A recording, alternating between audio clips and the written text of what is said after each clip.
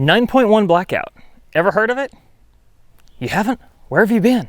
Hey everybody, welcome back to the channel. I am, of course, 100% kidding. I'm only calling the cartridge that we're working today 9.1 Blackout because of the similarity in how the brass is made. This is a supersonic cartridge only, and it's a Wildcat for an old milsurp. Let's jump into the video. In today's video, we've got kind of some silly and somewhat pointless load development, but I hope this is going to be fun for you guys. I'm anticipating having a lot of fun with this project. This all started a couple of months ago when I placed a couple of bids on an auction site for a bunch of old guns. There were some cool milsurp guns on there. I ended up getting a 1903 Springfield on that auction, which I was glad for. And there was another gun that was an incredibly stupid purchase because I really have no good use for it. And that's the gun I'm about to show you here. I think about 230 bucks is what I paid for this gun. What I'm talking about is this. This is a Lee Enfield Mark III. And as soon as I say that, I know you guys are gonna chuckle because you see a rail and a red dot on this thing. Now, what exactly is the purpose of a rifle like this? From what I understand, the gentleman that owned all the firearms that were on this auction really liked to tinker. He had several different Wildcats of various sorts based on all sorts of different cases, and most of them put on old military actions. My only guess is that he thought the 35 Remington with a 20-inch barrel, and I think this barrel is actually 20.5 inches when I measured it, with a red dot on top, or maybe even a long eye release scope, would be the perfect little compact deer package. Now, I certainly do not need another deer rifle, especially a short range one like this. And this thing is not incredibly light. Solid wood stock, SMLE action with a floor plate, and actually not the standard Lee Enfield box magazine on there, and a kind of a medium to heavy profile barrel. This thing is probably around 6.5 pounds with the red dot on it. It is not incredibly light, though with that short barrel on there, I suppose it is pretty handy. Like I say, I do not need another deer rifle, but who knows? This could turn out to be something super fun to plink around with, and maybe a good gun to hand to a hunting partner for a deer drive or something like that if they didn't have something of their own they wanted to shoot. So that's the rifle. On top of it is a BSA red dot that you might be able to see is completely incorrectly mounted. It doesn't have a battery in it. Before we go to shoot, I'm gonna see if I can get this thing working. If not, I've got another red dot that I can throw on there. I'll set this aside for a minute and we'll talk about what this Wildcat actually is. This rifle has actually been rebarreled for a 35 caliber Wildcat. Now, the listing on the auction site said that this rifle would come with a set of dies for that Wildcat and a couple of pieces of brass. I thought, great, I'll have something to work off of. We should have at least a baseline there. Well, it did not come with any of those things. From looking at the tag, which I'll put up on the screen here, I think the auction company interpreted wrong, and what is actually on this tag is kind of instructions for how to load for this Wildcat. What it says, as you can see, is that it's based on 3040 Krag brass. Wait a second, Krag? Maybe we should call this Wildcat the 35 Krag instead of the 9.1 Blackout. What'd you say? The play. What's the play, Krag? Krag.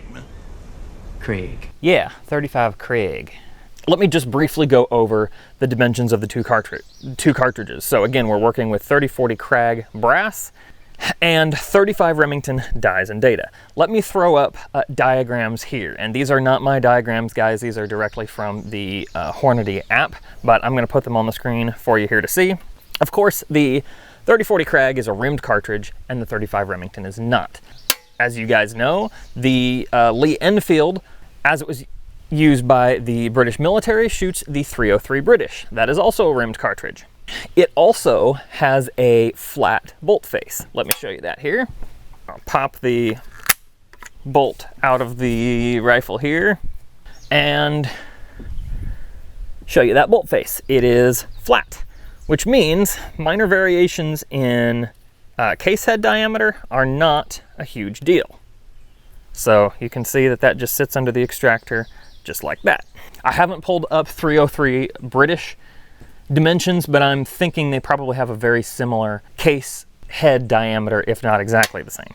So dimensions we've got between the 30-40 Krag and the 35 Remington. Of course, we've got different head diameters. We have negated that by using a different action designed to use a rimmed cartridge, so we're all good there.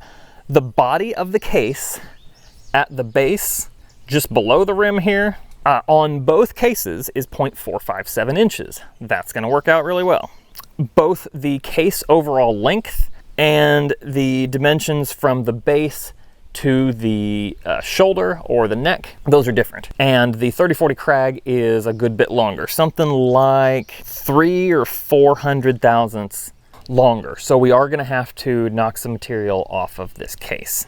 Other than that, the diameter just below the shoulder of the case on the 30-40 Krag, we've got 0.419, and on the 35 Remington, we've got 0.426. So we are going to blow that out just a little bit, but it's not going to be a whole lot.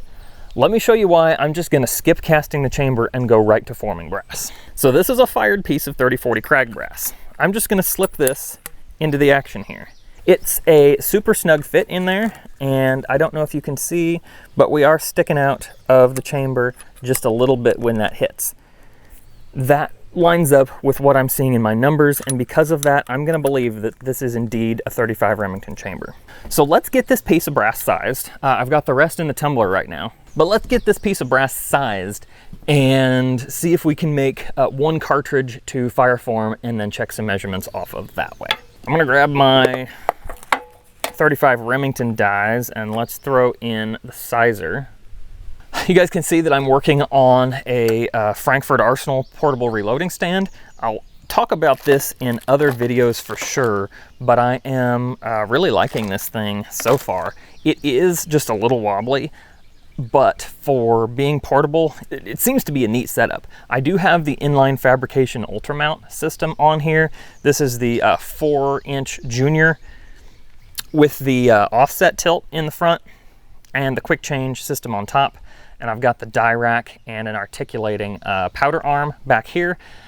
Haven't quite got it all set up just how I like it yet, but this is going to be really nice for loading and not being sequestered in my loading room, loading on the couch, hanging out with the family, or possibly even taking on the road, doing some loading at the range, that sort of thing.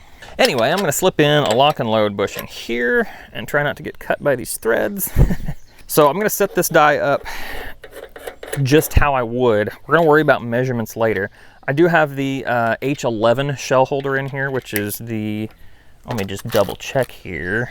Should be the correct one for 30-40 Krag. Yes, fits well.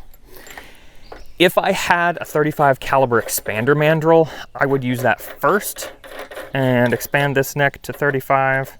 But for now, I'm going to try and see if we can use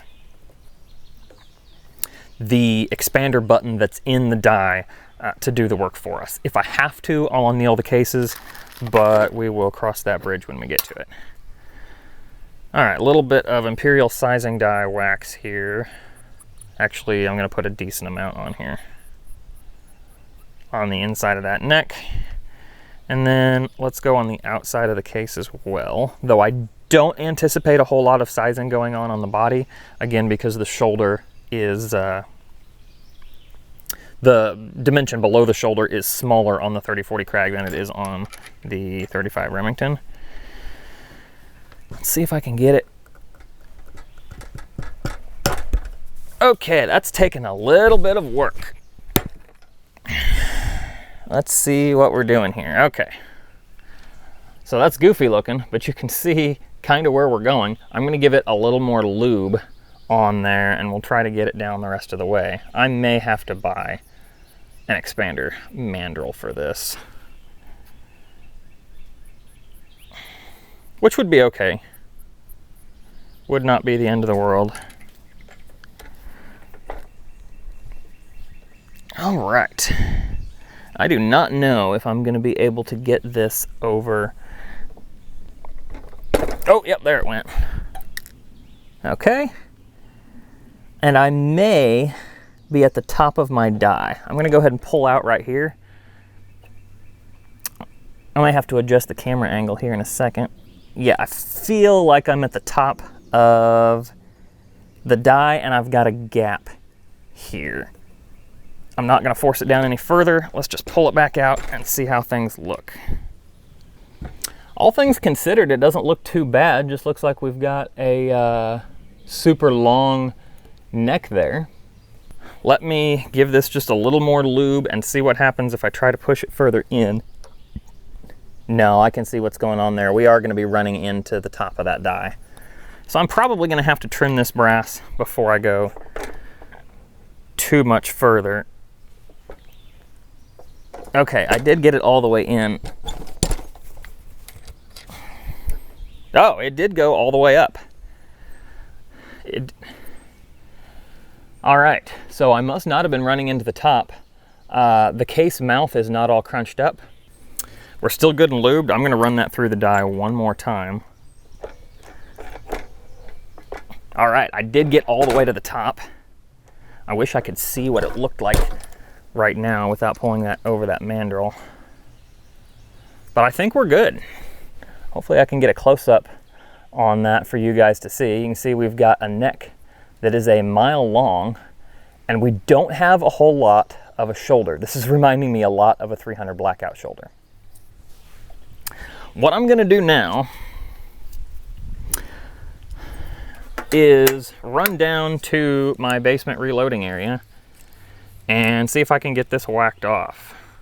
We've got 2.276 in overall length right now, and I need to take that down to 1.92 inches. So what I'm gonna do, I'm not gonna show this to you guys. I believe you saw this before in the 300 Blackout brass forming video. If you haven't seen that, I'll put a link for that down in the description. But what I'm planning to do is the exact same process. I'm going to whack a couple 100,000s off the neck with a cutoff wheel, and then I will run this through the Frankfurt Arsenal Case Trim and Prep Center. What I'll probably have to do, because I don't have a whole lot of a shoulder to go off of here, what I'll probably have to do is buy one of the Lee quick trim setups for 35 Remington. And I think that will probably do better than the Frankfurt Arsenal Center, but that's what I'm going to use right now. I'm going to shut the camera off, go work on that, and then I'll come back to you guys when I get back up here. All right, folks, that worked better than I could have possibly hoped. I did exactly like I said, whacked it off with a cutting wheel on the Dremel. Then there was actually a bushing for that Frankfurt Arsenal Trim and Prep Center that worked decently well. We're probably not going to have 1,000th accuracy repeatability for this, but I really don't care. It did strike me that it would be helpful to cast the chamber just to see what the optimal length for the neck would be, since it's a possibility that that's different. But this is what we're gonna go with for now. Let me see if this will chamber, this piece of brass will chamber. All right, it is a little snug. Oh no, that's actually right where it's supposed to be. I'm not used to looking at Enfields, that's for sure. Trying to get that extractor to slip over it here. Okay, it did, and it extracts. All right, chambers, and extracts just fine. All right, cool. Now that is actually a decently snug fit in there. I'm not feeling any wiggling going on, not at all.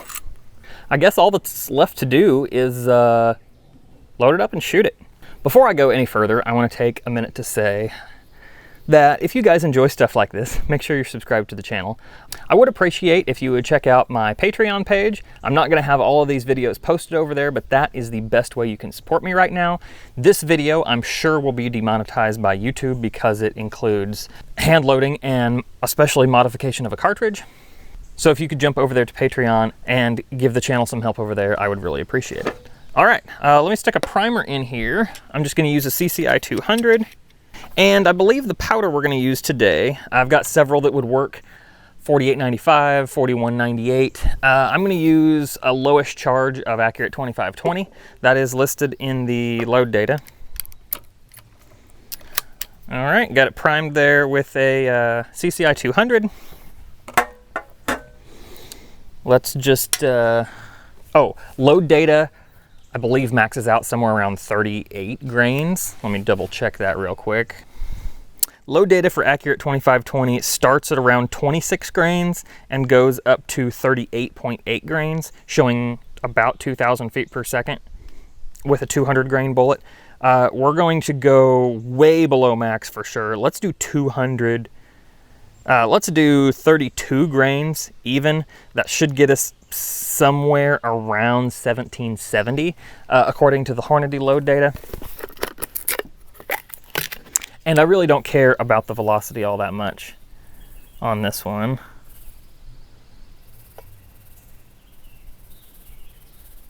This can of Accurate 2520 is almost empty, so this is the perfect way to use up the rest of it here.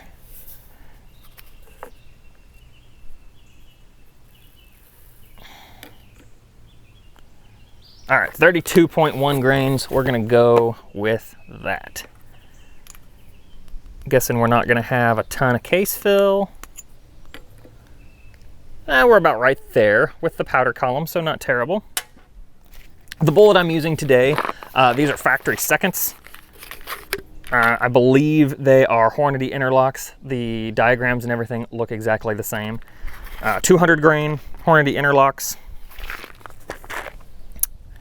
And yeah, we'll set up a seating die here.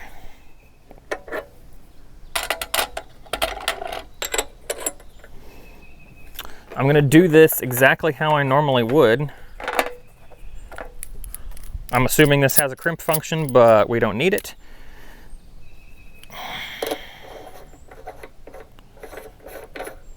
So we will screw the die down until it contacts the brass.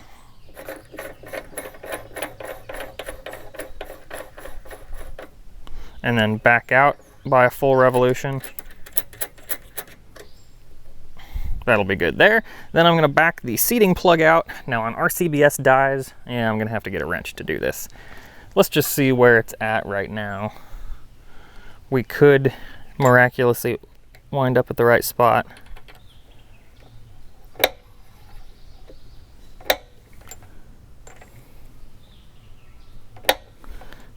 It just might.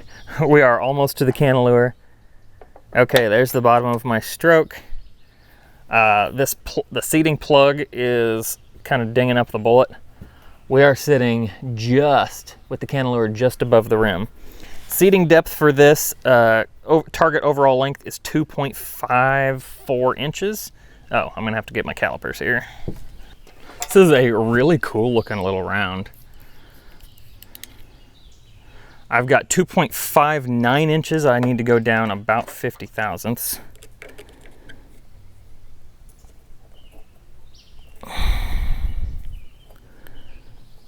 You know what? I don't have a wrench with me, so I'm gonna do this the lazy way and adjust the die down a little bit.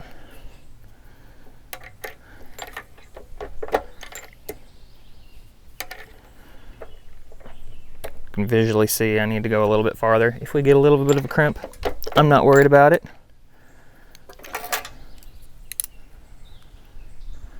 2.56, 20 thousandths to go. And I have certainly not turned this die a full rotation.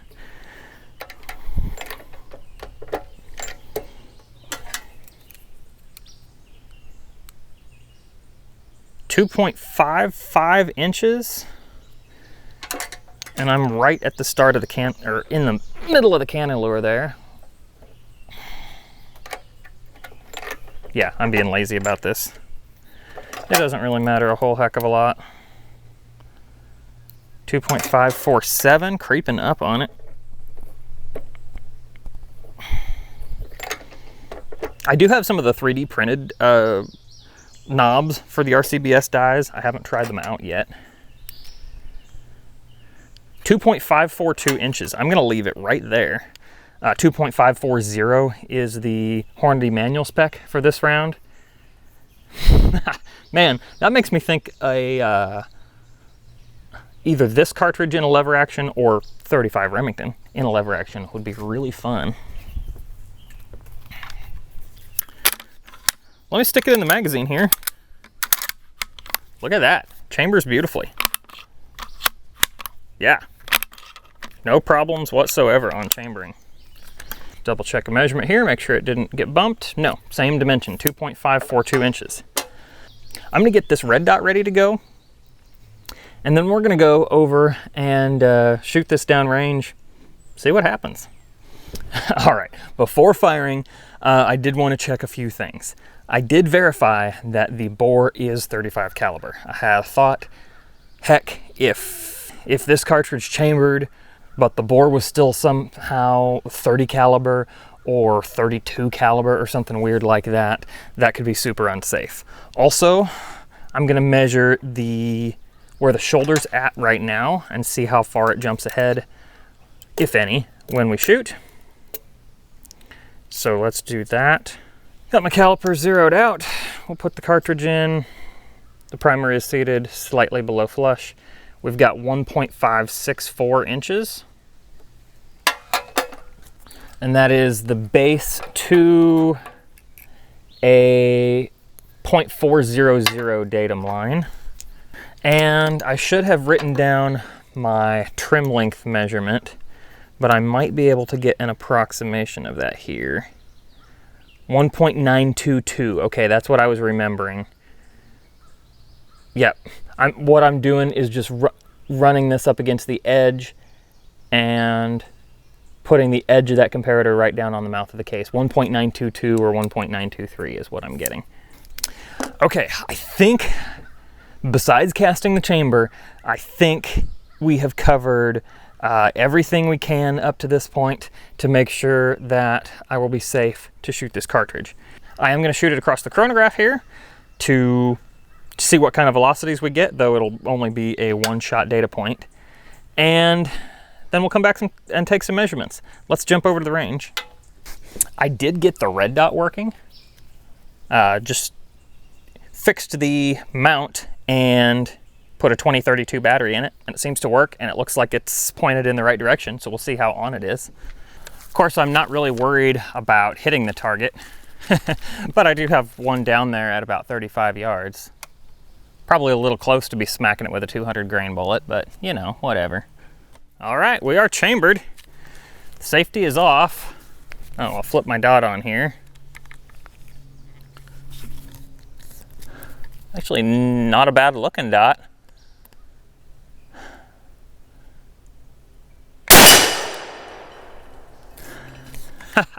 Smacked the crap out of that steel target. Nice soft recoil, 1,809 feet per second. Easy extraction. Brass looks perfectly fine. Let's jump back up and take some measurements. All right, let's see how much that shoulder poked out, if any. We were at 1.564 before, and we are at 1.564 now. It did not move. Okay, that primer is actually poking out just a tiny bit. All right, primer's popped out. Yeah, 1.561. We actually shortened it up by 3 thousandths. So we'll need to seat it or size it just a tiny bit more, it looks like. Let's size this case. Oh, before I do that, we'll take an overall length measurement. I wouldn't anticipate that it grew any. 1.922. The case did not grow even a little bit or shrink. That's cool. I believe the next step is to size several more pieces of brass, and we'll do a quick load workup. We'll see if we can get up to 2,000 feet per second or so, maybe as a target. And yeah, just see what happens, see what kind of groups it shoots, with a red dot, of course. This project is turning out to be pretty fun after all. I've got 25 more pieces of Remington Peters 3040 Krag brass. I'm gonna pop the reloading press off of the stand and take it back down to the bench, just because of the forces required to size this. And then we will come back and talk about where we're gonna go with load development. All right, so it took me about an hour to size 24 more pieces, which is what I had left. Thought it was 25, but I guess it was 25 total. I did crack one neck in the process, but that's not too bad. I did manage to bung up a couple of the necks just a little bit with the chop blade, just from chatter, but it's not anything deep enough to affect anything, just really surface scratches. So the sizing process went exactly like I showed you here. I did have to size it about to this point, then re-lube the inside of the neck and finish sizing. I didn't realize until I was doing the final cut and trim that I probably could have whacked off part of the neck first and then done the sizing, and then I wouldn't have to push that expander ball through as much neck. But as you can see here, I still would have had to go through a little bit with that 35 caliber expander ball. So probably not a huge difference, and then I would have had to make a second cut, and then I would have had to trim from there. As it worked out, I'll use this split neck piece as an example. You might be able to see there's a little bit of shiny area up in the front here. That made a really good reference point for chopping it off. I chopped with the cutoff wheel just below that shiny spot, then ran that into the Frankfurt Arsenal tool, and it didn't take too much work on there to get the brass to this point. So we've got fired brass. We know that the gun's safe. That is where I'm gonna end this video for today. In the next one, we'll do a little bit of a load workup with this thing and see if we can't get a load worked up for it. We will load the rest of the brass and it'll be ready to go for whatever this thing ends up being used for. Thank you guys so much for watching. I hope you enjoyed watching this project as much as I enjoyed doing it. Like I said, check back soon. We'll be doing some load development with this thing. Thanks again for watching, and y'all have a good one.